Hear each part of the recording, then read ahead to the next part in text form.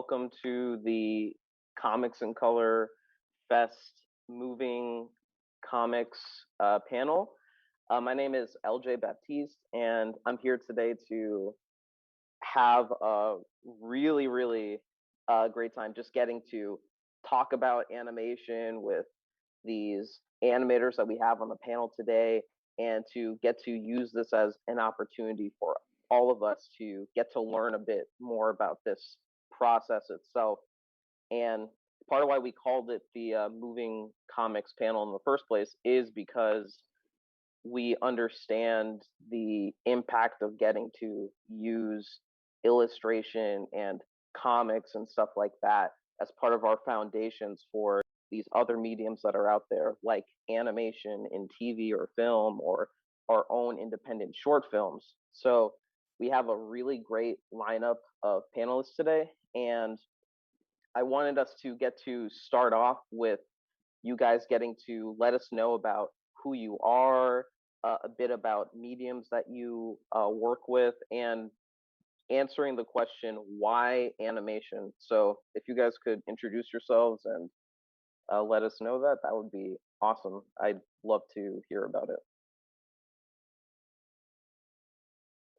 Okay, I guess I'll go first. Mark Davis, one half of the Mad Twins. Um, yeah, we mainly do animation, illustration, and comics. Um, and one of the reasons that we choose animation, well, there's a few different reasons, but a lot of it is we just love doing illustration, and it's a little bit more. It gave us a little bit more like variety as far as what we could do in that genre. We can make things as epic as possible. Um, and so that just, we started off in comics and that just elevated to cartoons. And just part of it, part of hip hop as well was graffiti, and so we just love like the visual art form and storytelling. So that's kind of the reason why we chose animation. Did I miss anything? I feel like I missed something. No, that's great. Okay. Yeah. So I'd love to hear from the rest of you guys too, just off of what Mark said, like a bit about who you are, a little about the mediums that you work with too, and why animation. I could bounce off of that a little bit. Yeah, definitely. So, my name is Tyrone Motley, also known as the artist Zero Snake. So, I knew that I wanted to get into animation like at a very early age. I remember I was still in like elementary, and like I enjoyed animation both Western and like Eastern. Some of my favorites being like Looney Tunes, and like of course Dragon Ball Z, and I just remember like I wanted to tell stories because I had 1,001 stories. I just wanted to like tell my own stories and tell them to my peers and kind of get my story out there. So from there, I kind of I kind of started learning animation theory. I'm self-taught because at the time I felt as if there wasn't really anyone to teach me the things that I wanted to learn. Like I had art teachers, but they didn't teach. They couldn't teach me how to frame rates. They didn't know anything about that. So I do remember feeling like alone in that like want. So I just kept doing like you know start off with small comics, then flip books, and you guys might remember Microsoft Movie Maker and Microsoft Paint, like all these like Yeah. super archaic like kind of apps. Just experiment with that, and then eventually like things started literally moving for me. So um and that's pretty much in a nutshell, man, what got me going. That's been keeping at it for over a decade. So that's it. Dope. Yeah, How you that sounds doing? great. How you doing? Good afternoon. I don't even want to just jump in or anything like that. Sean T. Williams, I'm a visual artist. art teacher, K through 6. How I got into animation, how I connected with it. Um, I always honestly visually communicated. Like I communicated through visuals and I understood visuals as a young kid. So like for me, Scooby Doo was like Hanna-Barbera was one of those things that helped me understand the way that, things worked. You know what I'm saying? How like, and I saw even young at a young age how much a writer could influence and how much it could talk to you through an animation. Because the minute you make that drawing move, that illustration move, there's an attraction to it for it. So I've been using that with my students, using stop motion animation for like about like 10 years now. Just because I'm not trained in animation. I went to school for illustration and working with stop motion animation and learning and understanding the sequencing. I've learned ways to actually like put lessons in, you know what I mean? Because everything is so step by step by step.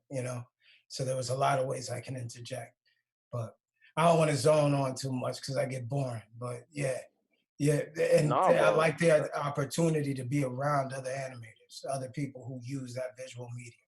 This like, thank you. So Yeah, no, like that sounds great.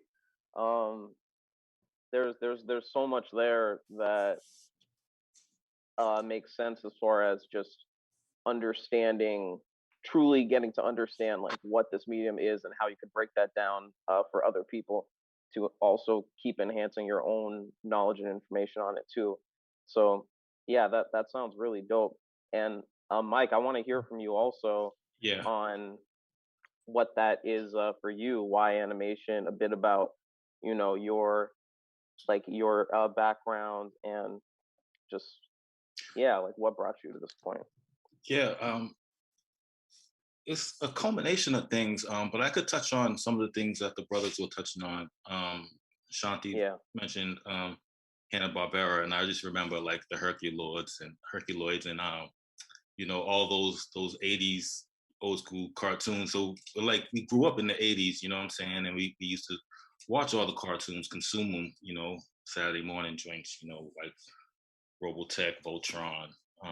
That was our right. first introduction to like uh, Eastern, but at the time we didn't really, realize that it was coming from the East because it was still in English. We didn't really anime Yeah, hadn't been hitting that hard yet, right? So, yeah, um, but when the '90s came and we were always into hip hop and we loved the visual aesthetic that we saw in hip hop. When we start to see videos and how people dress from different regions, and we would start to capture all the characters in our neighborhood and make sure that we capture the details with authenticity because we weren't really around many artists growing up, but being able to capture all the different character types, we became known in the neighborhood for, oh, those dudes know how to draw, you know what I'm saying? So we used to like airbrush clothes and, sell clothes that way by, just taking characters like Looney Tunes, right?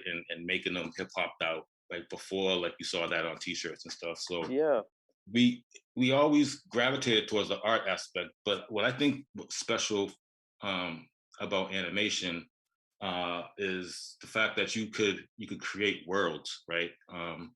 When we started with comic books, you can you can create a universe, really, just out of your imagination, and to have it move, it brings attraction, like Shanti was saying, but it also, like, I like to think about, like, it comes alive, right? And so now there's like an energy hmm to it that is not as like a static illustration has energy within itself, but the motion brings the life aspect to it. So we felt like combining, our upbringing with the hip hop, with the cartoons, and bring it together in one idea, and that was what we did, Blockheads, based on just kind of our upbringing and our music taste. So that's me dope. in a nutshell. That's awesome. Yeah, so I feel like that also in a way gets to sum up the common thread that all y'all have, and that from what I see is one of them is that all this got to arise just out of not just being creative, but just having a need and urge to tell stories and to share those in whatever way works best and whatever medium works best. And I think that's really interesting.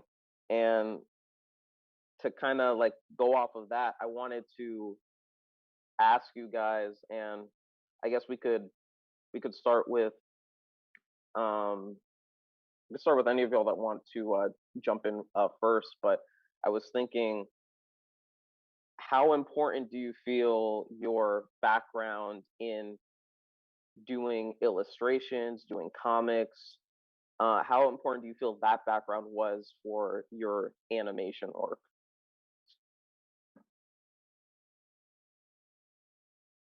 Um, I think it well, it's super important, right? Like you gotta know how to like visually tell a story. Um, so it's super important. But I wanna point out a common thread that is happening on this panel, and just like being in the animation industry for a long time, I see it a lot. None of us here you know, we all was self-taught, you know what I'm saying? Um, and that's amazing, you know. But it would be great to have like us as a people, right? We kind of discover that it's, you know, a viable thing a little bit later. It's different now with the younger generation, but like coming up, Hmm. we all kind of had to do it. We were a little bit on an island doing it ourselves, you know what I'm saying?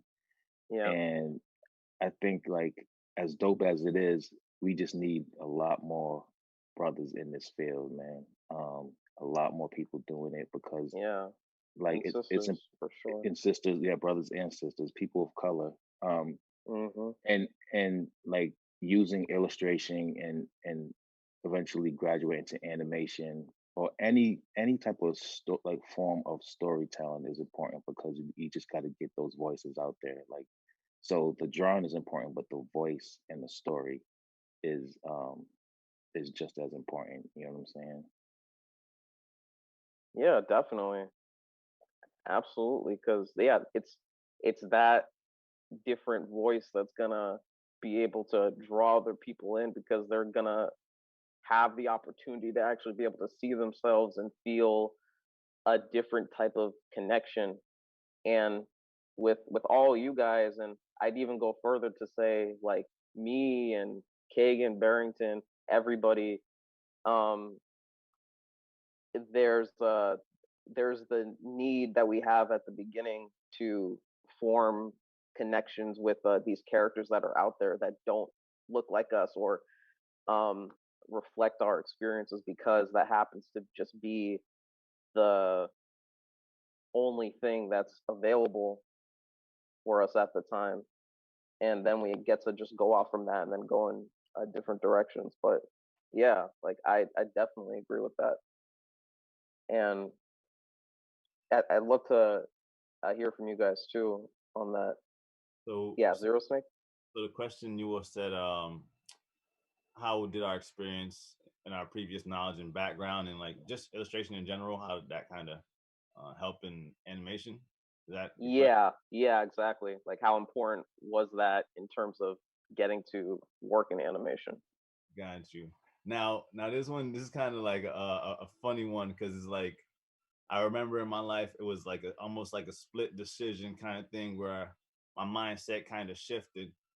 And what I mean by that is like, um, like I said, I'm self-taught, so from a very early age, I was already making animations, and during that time, I was more focused on making sure that things was actually moving. You know what I'm saying? So just get it actually moving And I remember by the time I was in high school, um, I had I had made the decision to stop comparing my work with my peers, and those who Mm, are also kind of just upstarting.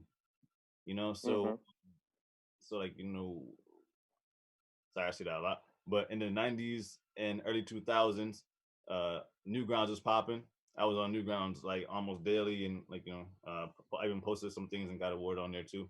Um, but a lot of the animations, they were moving, but they didn't really show a lot of actual like art knowledge and practical knowledge, stuff like that. So I remember um focusing harder, like most notably on like my background work. Like I started working on programs where I could like really get in depth and kind of not just basically throw it together real quick in Flash, and but Mm-hmm. animation works twofold. Like there's the simple like South Park, and there's the more complex, which like which is whatever, like what everyone call it, Naruto or something, right? As far as backgrounds go. Yeah. But I feel as if as an artist, the more we learn with like the fundamentals, that'll only like project our animation quality that much further. So I think it's absolutely critical. So just a thought. Yeah. Yeah. Definitely. That sounds great. For sure. And yeah, I would definitely agree with that. I think that getting to set that foundation can help a lot with being able to take animations to the next level. So I'd love to hear from the rest of y'all too on that, Shanti. Um, Hearing what both y'all were saying, the first thing with the the culture around it, like I'm born 1975, brother. So it's like the dudes I was around, we only shared artwork through our sketchbooks. You know what I mean? Like, like that's Mm, how we spread our artwork. That's how we spread the look that we were creating. You know, yeah. I remember dudes having fights about styles and stuff. You know what I mean? Like my style's like this, my style's like this. All of us were being influenced by what we were seeing on TV. Though. You know what I mean? All of us were being Right. influenced by the media, and we didn't have a voice in that media. You get me? Like, and you would Mm-hmm. see that in people's styles. Like you would see that like when people doing things, and it was all I I I admire the young dudes right now doing it. That's why I want to get down. That's why I want to be down because you guys got the technology and the ability to distribute your work, show your work out there. You know what I mean? Like because I can tell you right now, there's a bunch of like, other dudes like myself who got closets full of like really good work. You know what I mean? We're trying to put that out, really good work. But you gotta understand, like, it's not just having the work anymore. Now it's understanding how to get your work out there and understanding all the Yeah. platforms that are available, you know? Like, but I got my YouTube, to give it, I got my Patreon, I got my what's the name? My I got a website coming out, because I have a bunch of animations I want to put out. I have a bunch of work that I want to put out. And what you were saying and what Zero was saying about the foundation, that's how I teach my students. Like when we start working, Mm-hmm. the reason I like animation is because I start first, you have to create a space. You know what I mean? Create the setting. Where is Mm-hmm. this action taking place? Once you create the space, you know what I mean? You have your horizon line, separation between the sky and the land, who's inhabiting that space, make your characters, you know what I mean? And it's like what I realized with myself while I'm teaching these kids is like, yo, I'm building a bunch of stories on the side, you know what I mean? Because the kids are doing it. And it's like they're kind of my feedback. They're my studio right now, But I'll keep going Wow. on. I'm zoning. So my fault. No, no, But yeah. no. I was gonna say, Shanti, too. That's a really dope way of looking at it. The kids that you're teaching and getting to have develop their skills further, them being like your studio. That's really dope. I do, cause as the dude on the other side, like the young kids are doing stuff. I got students who Yeah, are doing stuff. You know what I mean? And it's like I look yeah. at them like, dang man, like you know what I mean? Like why didn't they have this stuff for us? Like you got to go through so much change right now, and it's Right. about you taking advantage of that, all that opportunity. You know, because it wasn't there before. Just to like as if you didn't know, as if people didn't know. There weren't those places. You know, like even with Marvel, Yeah. you used to think of Marvel as that like place down in New York, like this one like tower, like you weren't allowed in. You know what I mean? Hmm. Mm. But peace. Sorry, I zoned you. You gotta stop me. No, that's true though. That's true Yeah. because like growing up, like I can speak for Mike because we grew up together, but like it was like a wasteland for art for the most part. You know what I'm saying? Like you had Mm.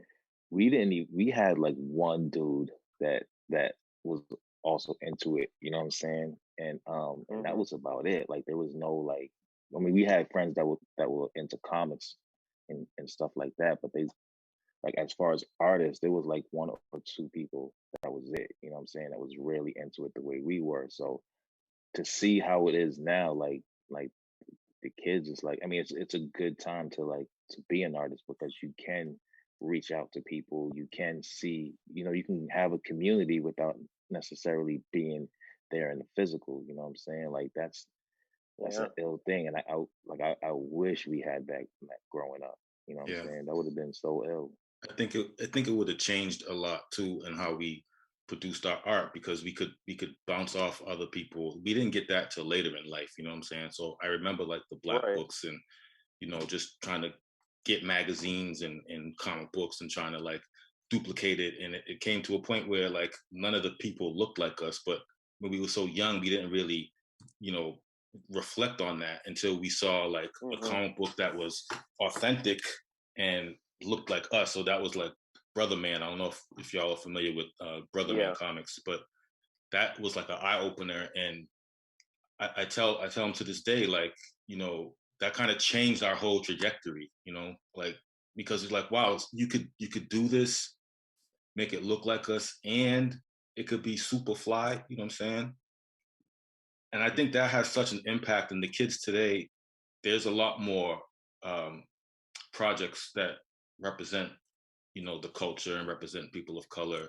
Yeah. I don't think there's enough, but there is more. You know what I'm saying? With Yeah. even Boondocks alone, kind of open the gates to things like Spider Verse and Hmm. Black Dynamite and all the other really dope um, cartoons of color. So um, yeah, I think it's dope right now. It's a really dope time, and those kids, man, they're really fortunate to have access to everybody else. Facts. And I want Yeah. to say real quick, like I Hmm. remember like just starting to see more like independent animators pop up on like YouTube.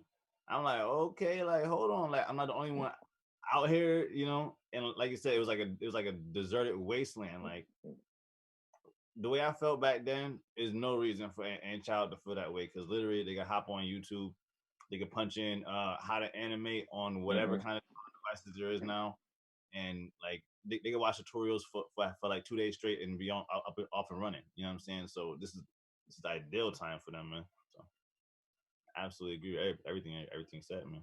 Hmm. You got me on the Yeah. YouTube thing because that's my students. I teach K through 6, dog, and I would be working, coming up with these assignments, these lesson plans. I did this one on like Rosa Parks. And I was coming ready, like wow them with my drawings. I was gonna show you how to make a seated figure, you know what I mean? And like have the rows using a little linear perspective. And I'm like, oh, I don't know if this little third grader will get this, right? These little dudes looked the thing up on YouTube before and like was showing me the picture on the screen, like, you know what I mean? Like, and I'm like, I, you know what I mean? You got to step it up for them Hmm. because they're there. The kids are there. next generation is like right there. If we create and I don't want to get corny, if we create that space for them, that area where they can, like, we're gonna see the new voices. It's not gonna only be Disney. You know what I Yeah, mean? yeah, Yeah, He owns for everything. sure. Yeah, yeah, for sure. And I feel like that stuff like this is part of it.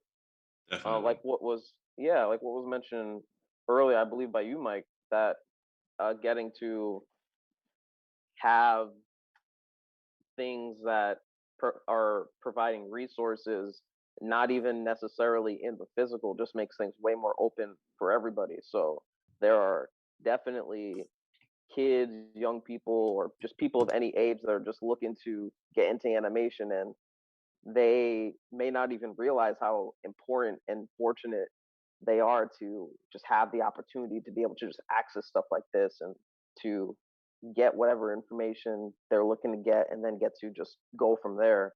So yeah, like that's really huge.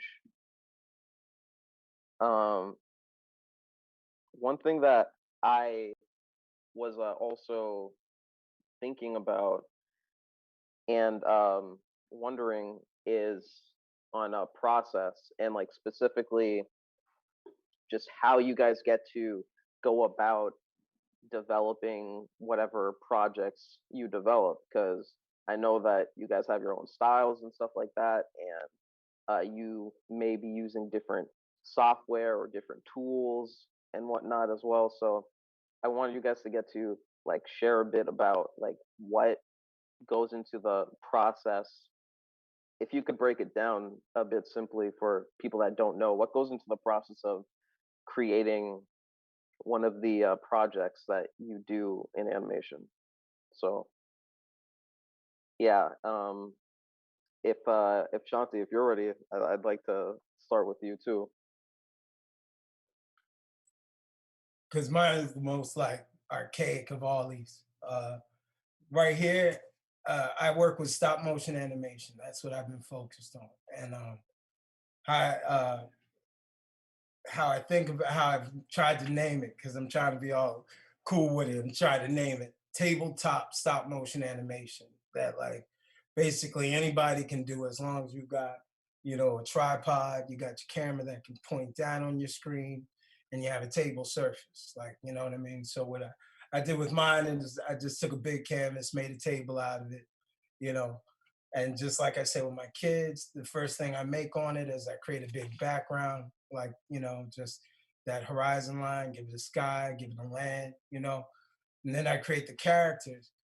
And then as far as the process, and this is the part that I'm working on, because I need a writer. Once I have everybody on there, and I call them everybody, once I have all the characters on the screen, I start creating and animating and start moving stuff and like just getting, you know, liking to see like, oh, look, I can make it, you know, look like it's floating. Or look, I can make it look like it's, you know, doing this. And sometimes I get lost in that process because, you know, I'm not working for anybody right now. Like, you know, that's the thing. I'm just creating. And but through doing that, like usually I'll have like, you know, you'll have like a good 30, 60 frames that really work. You know what I'm saying? And it's like when I'm working for the kids, because that's who my main audience is right now, you know, and they're saying, like, we want Among Us characters. And I don't know what Among Us is, but it's like I look it up, look at the maps that they created for me, because I said for an assignment, create me a background, give me a map of this thing. And the rooms that they make, and then I animate those rooms. You know what I mean? And I'm looking at how the new media is creating it and learning from that. Yeah. And it's like just from that process. And it's easy for me because my audience, like I said, is K-6, and they like support you. You know what I mean? It's like good job. You know what I mean? They keep you going. But like now it's time for that transition where I'm gonna start working more like, you know, for adult audiences, I guess. You know what I mean? Like move on, you know. But but I hope I answered the question. I hope I answered like Yeah, yeah, that, absolutely. yeah, what I That got. sounds dope. Yeah. and I think there's so much with that you could take with whatever animation work you would want to make for an older audience too. Like it can be like very much the same process, but just different subject matter that you feel you may want to touch on and get to express with the final product when you assemble everybody on that table. So yeah, man. That's why writer is important. If I say it to anybody, like I'm looking Yeah. for writers, like I'm, writing, like I can write a character. I can create like the beginning and middle of the Mhm. character. But that travel of where that character, that middle part, you know what I mean? Yeah. You need a Yeah, the writer. arc. You get in that Mhm. arc, dude, you get lost in there. You know what I mean? Like, and I have the Yeah. ending ready, but it's like, let me spend time with this one little character that I created over here that was just an extra, and then you go in a whole other thing, But like, Yeah. yeah, that's why it's also good being around brothers who are actually in the field working, and I can hear what it's like. You know what I mean? But I don't want to hold up all the time. My bad. My bad. No, you're good, man. So I'd like to hear from the rest of you guys too. Like Mike, I'd love to hear from you on that as well. Sure. Your process is a really interesting thing to me. I think it's important Mm. for an artist to master their craft, of course, but also master their process, right? So you got to analyze Yeah. your process, and not because when as an artist, and maybe I might be speaking for Mark, we have similar processes, but in the beginning we would just go, right, and figure it out as we go, but as our craft matured, we started to pay attention about how to get things done faster and more streamlined, especially if you have to pass it off to somebody else who might not understand your process, who may have a completely different process than yours, right? So I Mm. think mastering the process is just as important, because I started using like Photoshop. This is before like Flash, even. You know what I mean? Well, we started with paper, so we started with paper in a light box, and just animating traditionally. Um, but once we learned our process, we could take it from paper to digital, right? And then you could just use your process with any app or software, because at that point you're just learning the interface, you're just learning the tool, but the process is going to be the engine. You know what I'm saying? So now it's more like Storyboard Pro, or I just learned After Effects maybe a couple years ago, because when I edit, I do motion graphics. I used to have to like farm it out, but so that's probably the newest tool that I've learned. Mm. Yeah. So as far as this process, I love to remind folks to pay attention to what your process is and figure out ways to streamline it if possible. Yeah, absolutely. That After Effects is no joke. But I definitely agree with that. Like that's definitely your engine, and that's what helps make it so that you could carry yourself along and make things as smooth as possible. So yeah, like that's real. And Mark, what would you say for yourself too on that? Um, I agree with everybody on here thus far. I think one of the things that Shanti touched upon is a writer, right? So like sometimes, a lot of the times, me and Mike look like we'll do like the with the basic story, the character development, but we found out, and this is to Mike's point too about streamlining. We found out, like, all right, if we want the story to be dope, let's get somebody who does writing, like that's their thing. Like our thing is art, our thing is visual art, our thing is visual storytelling. But like we would bring in a writer to really make that story compelling, and we would start with that story first, right? Um, and so then with the story, we could literally, so sometimes we'll do the story and the characters at the same time, like designing the characters at the same time. But once we have the script done and we have character designs done, then we would go into like the actual storyboarding, right? And so storyboarding, we used to do it on paper and then like Xerox it and blow them up for layouts. But now we use Storyboard Pro, which is it's digital. It's an industry standard program that Hmm. that all the studios use. And Storyboard Pro is a great program because it's not the best drawing for drawing purposes, but it's the best for organization of your storyboards. Because anybody who knows storyboarding or just animating, like you're dealing with a million frames. You know what I'm saying? And to keep that like you want to keep that organized and streamlined, so you're not spending time looking for certain layers and certain panels. And then once we get the storyboard is done, then you just we like to keep our storyboards like as much as like as close to layout and keyframed out as possible. And then from there, you just kind of do the in betweens and then the coloring and the painting. Um, so that's kind of the whole process from beginning to end, and sound and editing and all that stuff. But Yeah, yeah. it's a lengthy, laborious, uh, you know, it's intense, and that's why Hmm. it's like I commend people who do like the whole thing, because you have to know a lot of different aspects of it. You know what I'm saying? Like you have to Right. be an animator, an editor, a director. Like these are all separate roles. You know what I'm saying? And Hmm. now like the kids are doing it all. You know what I'm saying? And we were forced to do it all because we were doing independent. So we didn't know that you can hire people for certain positions. And we didn't have the money for it either, so it didn't matter. But like, Right, uh, right. Out of but necessity. but yeah, out of necessity, and but it makes you that much. It makes you that much stronger of a of an animator, because you do know these processes, and you know where you can take the shortcuts.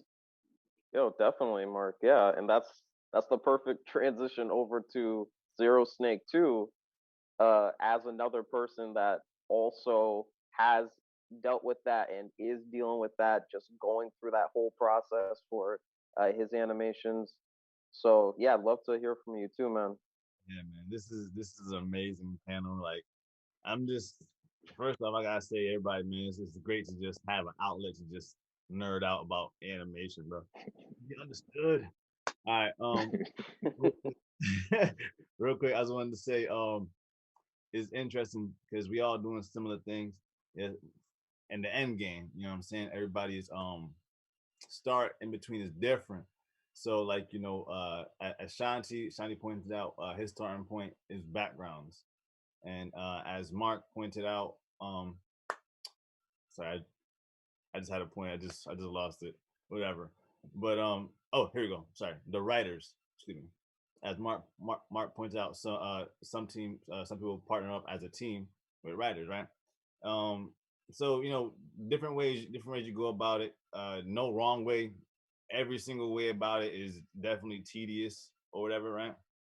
So, um, okay, so my process, um, up until very recently, I did all the animation myself, like the stuff that you see in the background, from the backgrounds to the frames to the in betweens to the lips. You know what I'm saying? All that kind of stuff. That's just what I do. You know what I mean?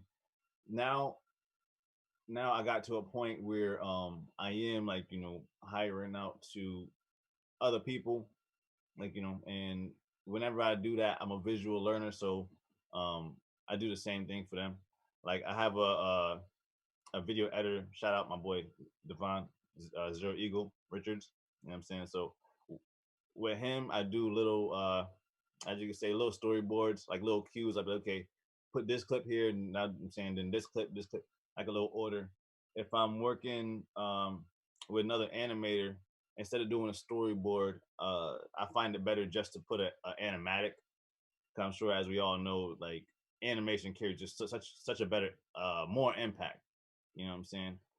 Than as opposed to a single picture. So I try to let them see as much as I'm seeing, like the motion, the weight, all that kind of stuff as best I can, and then I send off that animatic, and I generally get it back Now, if I'm just doing everything like, you know what I'm saying, one man army, old school style, which I still do, um, like, I open up Adobe Flash. Yeah, I know Flash is dead. So you thought. And I bust out I bust out all my frames in there, um, from the animatic to the keyframes, to the in betweens, all that kind of great stuff.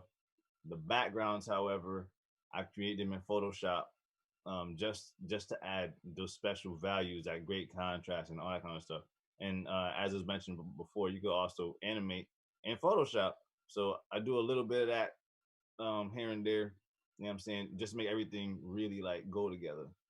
Then when that's done, then after all the that's when all the sprinkles come on. The After Effects, and then the Adobe Premiere, and all the video, the audio jazz and auditions and Yeah, the all. final touches.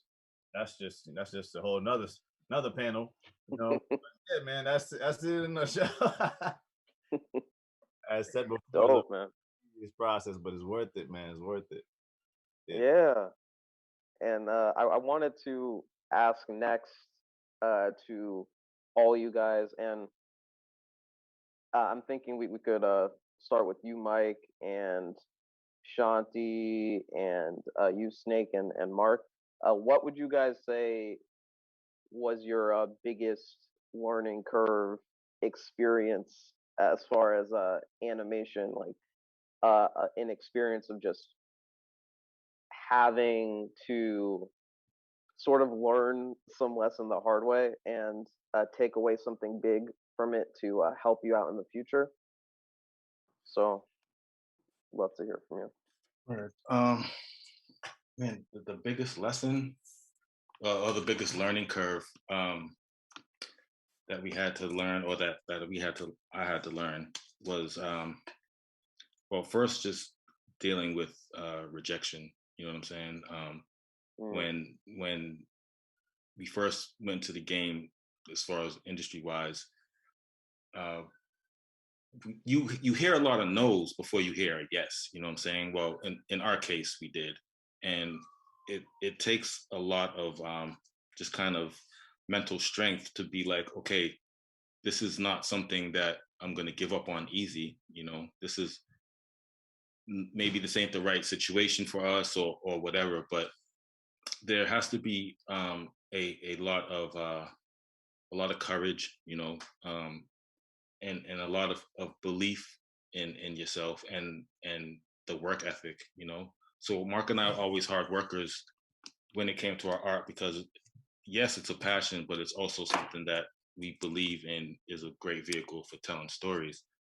So I would say one of the hardest learning curves was being able to deal with that. And after a while, you get thick skin, and we were always of the independent spirit. So we didn't really care if someone got it or not, you know what I'm saying? Because we were always going to create our own paths anyways.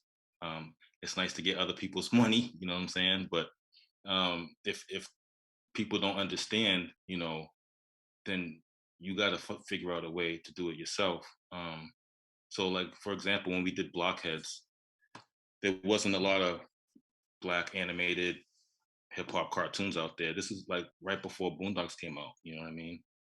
And mhm. we started with the comic book, and Blockheads has an element of magic in it, right? It got some street stuff going on, but it has magic also, right?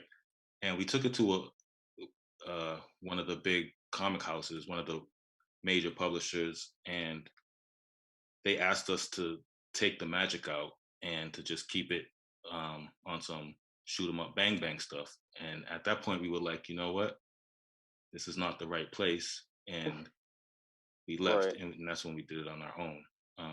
So integrity, and just being able to like discern what's the right place for your IP, and also just be prepared to hear no.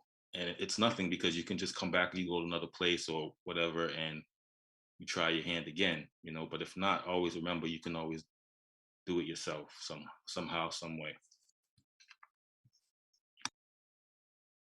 Definitely. Wow.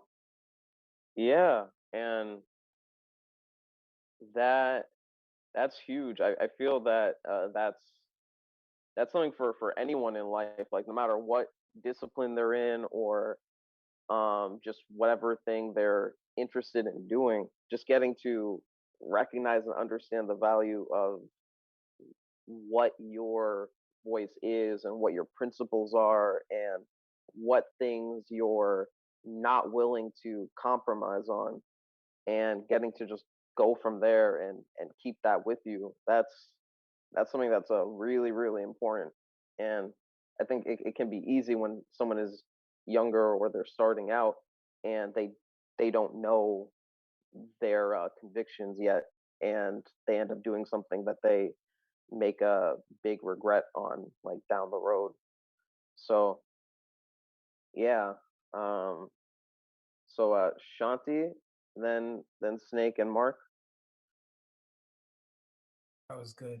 That was good, sir. That was good. Yeah. I think mine, as far as my like artist road, I I took myself out of the commercial idea of it. Working at a school, I could focus on being a teacher. I could focus on creating, really good lesson plans, and focus on being, you know, a good chaperone. I've been around with those kids. Like I met President Obama with a group of students. You know what I mean? I've been to China with a group of students. You know what I mean? As their chaperone. So I've had like, these life experiences.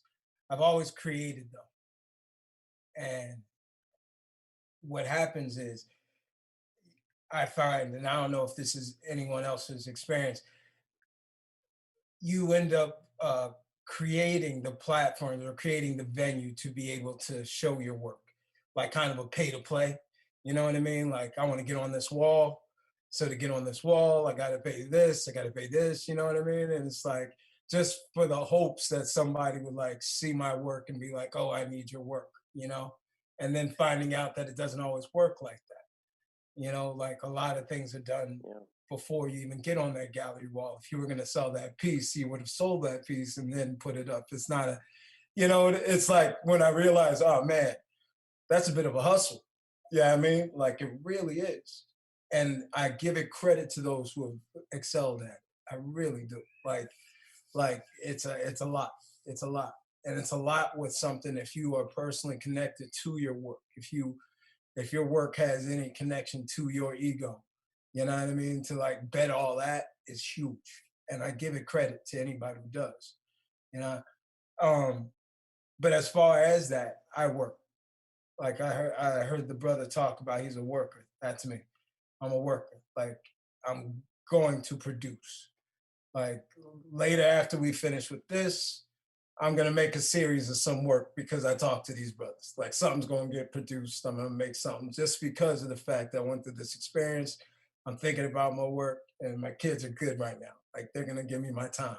So it's like that's the level of work I'm on. You know, Yeah. getting into the galleries like old school is gonna be different. I don't, Hmm. but I'm gonna push. I got a couple of portraits that are coming up.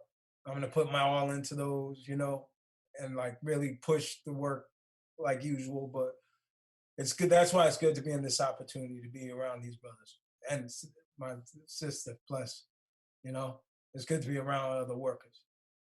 So Yeah, definitely, man.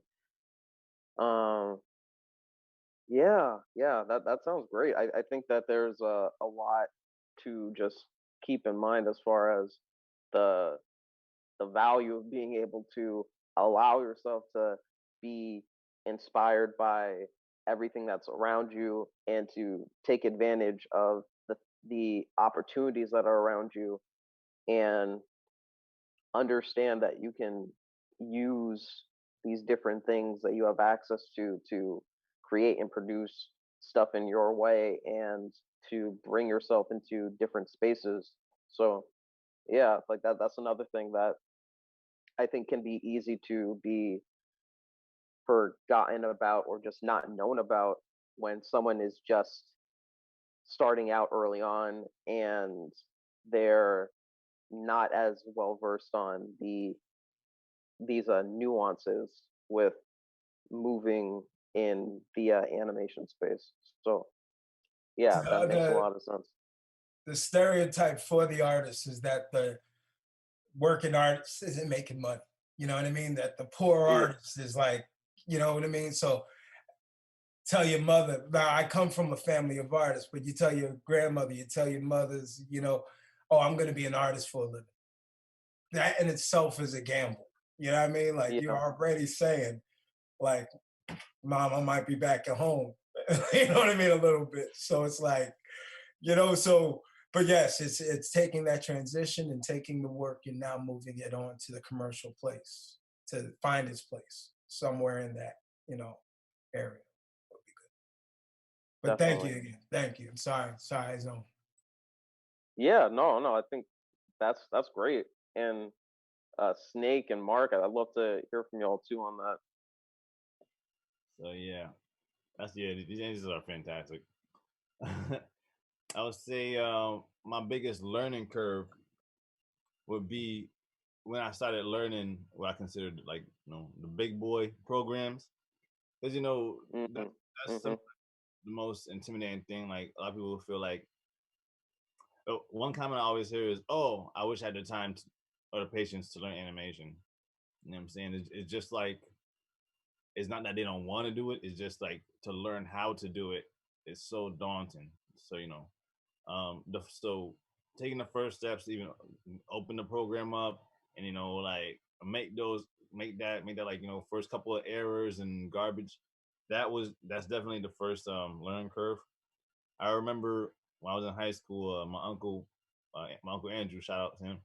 He got me Flash. I'm saying like Flash CS3 or something like it's a super old version of it. But I remember my first Flash animation was like it was like a black and white Sonic the Hedgehog kind of thing, and I had no idea how to control how to like extend the frame range. So it's just like each frame is his own drawing, so it looks very Ooh. and that's exactly what it was. But so it's like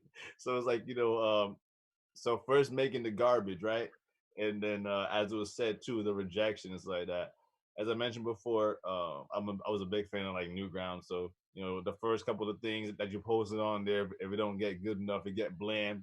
In other words, it's like they pull the cane out and just yank it off. So he had to feel the nose, man. And then but that just made me be like, okay, what is mine lacking? It didn't extinguish the fire, kind of like made it burn hotter and hotter until like I did get an award. I'm saying like a front page kind of award. So I'm like, all right, bet, you know what I mean? But so pretty much like making the first effort, you know what I'm saying, and then enduring the storm that's coming, because it's not an easy ride, man. It's really not. Yeah. Yeah, definitely not. Like I was thinking about that myself when Mike was mentioning having learned After Effects. Like that's another one of those programs that a lot of people that are interested in stuff like animation will likely hear about for years and years and years because it's so ingrained in getting to do so much with the process, and then they might find that it feels impossible to actually like try sitting down and starting with it themselves because they're looking at all these numbers and all of these different parts of the program that's making it feel like it's impossible. So yeah, yeah, There's a lot. For real. definitely. Not for the faint of heart, but for those No, no. creative and bold, man. Do we have a job? Yeah, yeah, nothing about the path that y'all have chosen is for the faint of heart. So yeah, Mark, I'd love to hear from you too, man.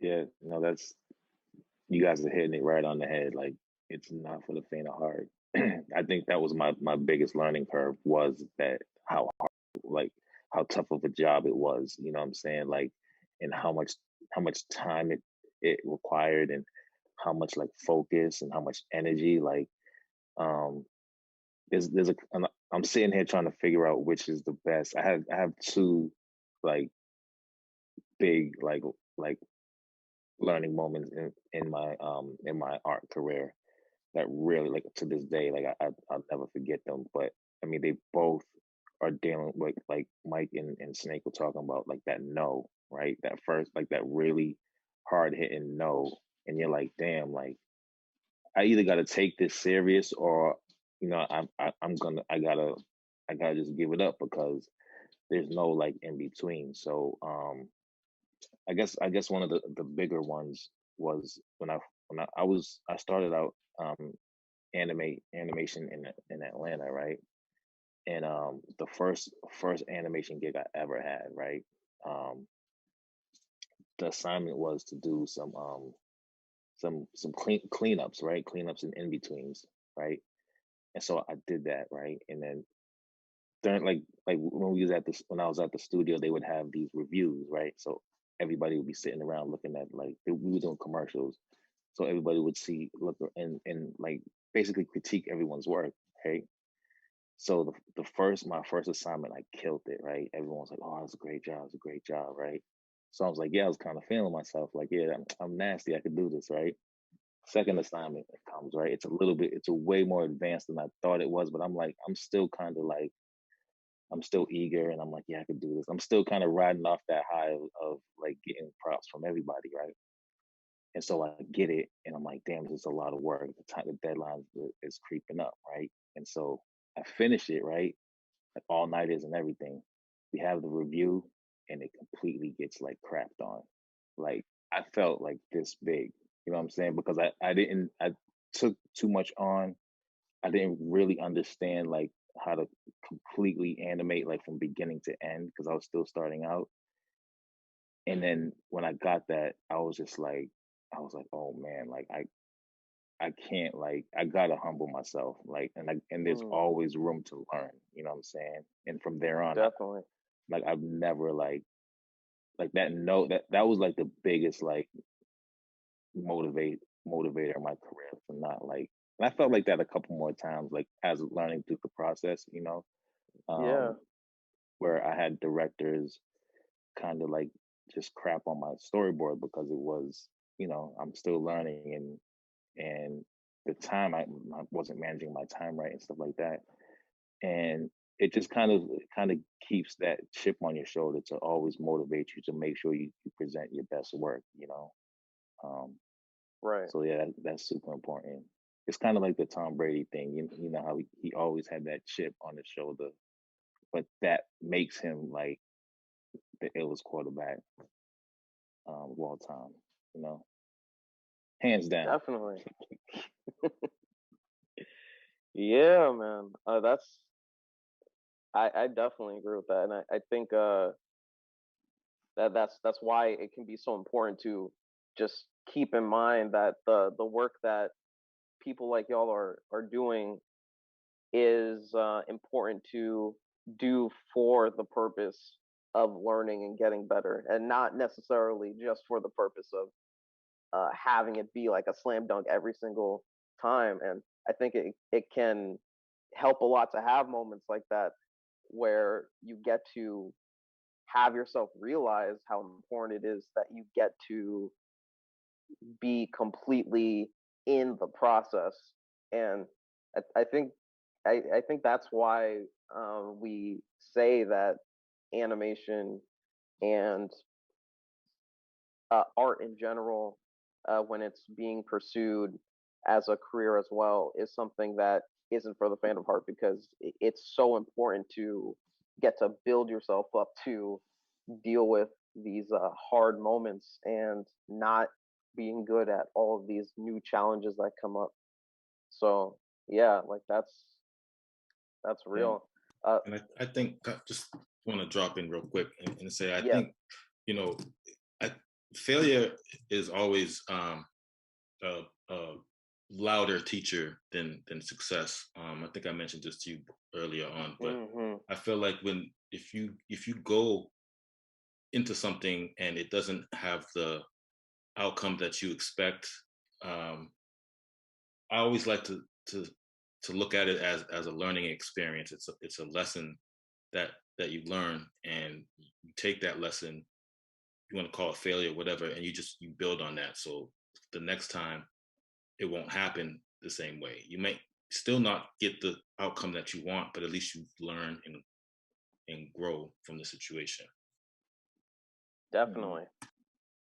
So I wanted to, I see we have 5 minutes left already, but right before we get to the final question we have, which is an audience question from Flolinda, I wanted to mention that for everyone that's watching, for the closing ceremony tonight, we're gonna show animation reels from all of the panelists that are here today. So that means you're gonna have the chance to be able to see these reels that feature their work from various different projects, like different TV shows that you may have watched, different independent shorts, and just you'll be able to see like what these people here have done, and just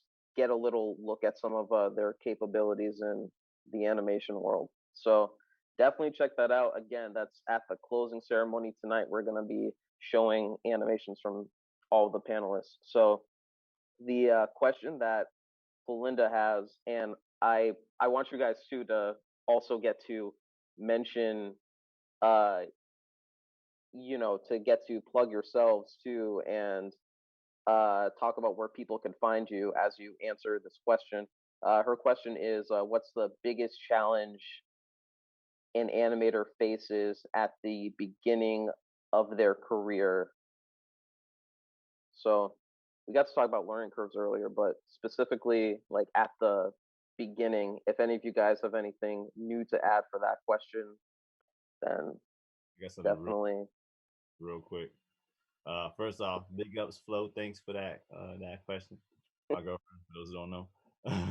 But starting off for me, I remember, as I said before, I knew that I wanted to create animations at a very early age.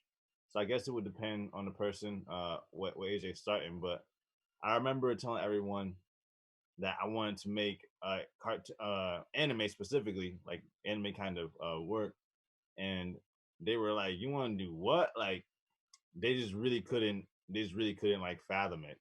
They're like, "Oh, you want to make like Bugs Bunny?" I'm just like, "No, I want to make Bugs Bunny, but like punching each other in the face, flying." And they like, "We don't do that. Like we don't got that." So sometimes like it was mentioned really before, like knowing what you want to do, people are gonna try like put their own vision on it. So somebody gonna be like, "Oh, that character's cool, but why don't you give him this kind of hairstyle and make him a vampire?" It's like, yeah, no, you can do that yourself, But so just sticking to your guns and know what you want to do, because you're gonna hear some discouragement before you hear the nose of refusal, and then you're gonna hear success. You know what I mean? So that's mine. Definitely, yeah, and Snake too. I want you to also, since we just have a few more minutes left, I want you to also mention where people can find you. Oh, bet. So you can check out my work and all the merchandise and all the other cool stuff I got at zerosnake.com. Also got some footwear available at zerosnake.footwear.club, and Instagram zerosnake media, zerosnake.media. So thanks guys. Hope to see you guys around. Hit me up in the DMs. Dope. I didn't even know about the footwear. Oh, okay, Snake. All right, so nice, man. Yeah, so any of you guys that have anything new that comes to mind for that, or if you feel that you'd rather also just let people know where you can find you, definitely go for it, Mike. Word, no doubt. I'm gonna check out all that stuff, Snake. For real, that's dope. Yeah. Yeah, I think the biggest challenge. I mean, for me, starting out in the game, it was. I'm talking about in the beginning was just getting my hands on equipment. You know what I'm saying? Like that was the hardest thing, and then it was learning the software, and then it was like trying to find resources on how to put the work out there and get connections, and then you're building like your presence in the market and all these things. So the first step was the hardest, because once you take that first step and you're committed, and everything else, if you keep at it, you'll figure it out, because there's enough resources out there for you to figure out a path, whether it be independent, whether it be studio, you know what I mean? So just making that decision and making that commitment, like, was the biggest challenge, because it's not, as brothers mentioned earlier, it's not an easy path, but Right. as long as you're in, for the long haul, should be Gucci.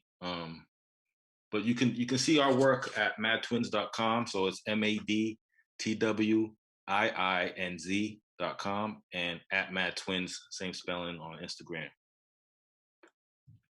So yeah, like I definitely agree with that. Like getting to have yourself make the first step is such an important part of it, and I feel like that's why, like we mentioned earlier, with like certain programs and stuff like that, learning certain things, it could be hard for people to even allow themselves to get started because they feel like they need to know everything at the beginning.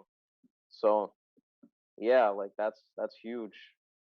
And yeah, Mark and Shanti, any if you guys have anything that you'd like to say towards that come to mind, I definitely would love to hear it from you too. I know we don't have a lot of time, so I don't want to jabber on and keep it going too long, but I wanted to say that just what I heard today, you know what I mean? That's what I'll see as that stepping stone. Like, you know what I mean? Taking that Yeah, time out, focusing on the technology, you know? Like, because like I said, I'm a creator. I will create no matter what. I will make something. It sometimes takes you a little bit to step out of your wheelhouse and go into something else. You know what I mean? And try right, something that you're, because you walk around like in your house, you're like, I'm the best at this. I'm good at this. You know what I mean? Like, just like I said, those black books. We're like, yo, I'm fly. I don't worry about that. But going into another environment, going into like, mm, yes, it is a younger, newer environment. I'm gonna see that as excite. I'm gonna see the excitement in that. Yeah, yeah, and getting like, out of your comfort zone. got to do something. Getting older, so you got to do something. And just as what I want to do is recording. That record the Hmm. process, record the work that's created from it. That's the big. Hmm. Um, as far as connections, I'm like I said, I'm getting all my stuff together, but everything's under what good. So my Dope. Gmail, Yeah. my Instagram, my YouTube, what good, WHUTGOOD. And hitting back, the reason for that is because of Redman and like East Orange, Mm. New Jersey, Newark, New Jersey. And I'm too old to be repping, but I put it into my emails and all that. But yeah, no, this was a great opportunity, and thank y'all for this, man. This was really good to be around y'all brothers and sisters. Yeah. And Mark, if there's anything from you on this too, like I would love to hear that. And Yeah, I yeah, mean, love to hear your perspective. yeah, everything, everything the brothers are saying, I agree with 100%. I think for me, one of the one of the more challenging things, especially nowadays, is just getting getting your stuff seen. You know, getting that exposure. It's so many things out, like, so the the whole market is flooded. So getting people to pay attention to what you're doing is super challenging. But like, even though it is flooded, you could still like continue to produce your work, continue to put it out there. So when you do connect with somebody who might have a little bit of say to get you the exposure that you need, you have the stuff there that they can see as the proof in the pudding, you know. Um, and then just hitting up like different there's like different seminars, there's like a whole bunch of different programs, even things like this where you can start to get knowledge on how to move to get in towards like achieving what you want to do, as far as like if you want to just continue to create independent cartoons that have, you know, a lot of traffic, or all the way up to like getting into the animation industry, um like that way too. Like there's it's just producing work, staying consistent and getting your stuff out there, and then connecting to as many heads as possible, you know. That formula should help you on your way to wherever you want to go, you know.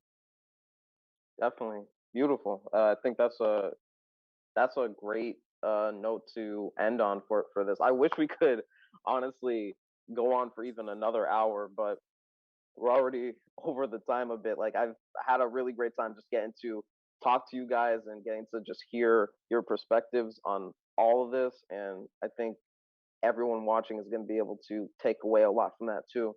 So again, one more time, I just wanted to quickly mention that for the closing ceremony tonight, you're going to be able to see animation reels from all these guys on the panel today. So definitely check that out. And yeah, follow these guys on all their platforms on Zero Snake. Shanti's is What Good, WHUTGOOD. And for Mike and Mark, you could find them on Mad Twins, and that is MADTWIINZ. So definitely be sure to follow these guys and keep learning from them and keep going from there, because they have a lot of stories to tell and they have a lot of great work that's out there. So yeah, thank you guys again so much for all coming together to make this happen. Thanks, man. And thanks to the brothers on the panel. Thanks to Kagan, man, and Ashley. It's dope, man. Keep up the good work, man. This is important. Yeah, man, definitely.